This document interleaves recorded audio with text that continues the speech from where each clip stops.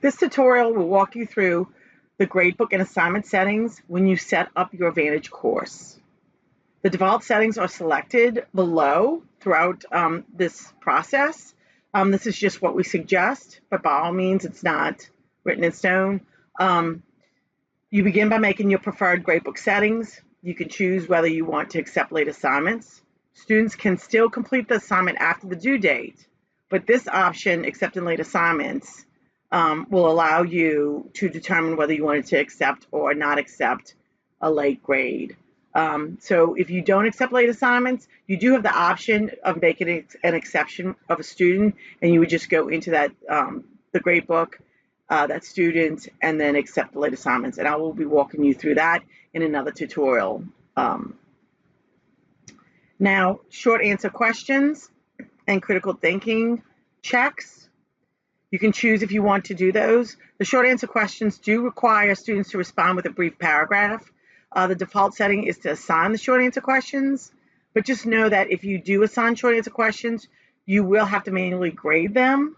They're not automatically graded, but you can select a setting, which I'll show you in a minute, that will automatically give them credit, the student credit for the short answer questions. So now that we go to the chapter tests, we have these selected for a grade, but you can do multiple attempts or one attempt. If you do select multiple attempts, you can choose between most recent attempt, best, and average. And then the chapter test is summative. There are 15 questions that are randomly pulled from a pool of 45 questions. I will, though, show you how to suppress a question if you don't like it. And then that pool would then go down by the number of questions that you suppressed. This unlimited chapters review, if you only want them to look at it once, you can unselect this, but this allows the students to be able to study from the chapter tests. The knowledge checks, these are small little formative assessments. They're very low stakes. It's 1 to 5 questions, and those are shuffled, they are stagnant. So those questions will be the same over and over. And we suggest right now for completion, but you can also assign them for a grade. You can also show it a hint and limit it to less than unlimited. Now here are the critical thinking checks. These are summative. They're 5 to 8 short answer questions shuffled. And then you do also have some short answer questions throughout the other assignments. But if you choose not to have short answer questions at all, you'll see them when you go look at the questions within each assignment, but we just won't show them to the student. But a little, if you do want to assign for a grade, you will have the option here to do short answer questions where they receive credit automatically, or you can do the short answer questions where you go in and read what they write and then give them a grade.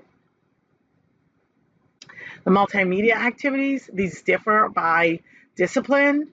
Every one of our books do have video activities.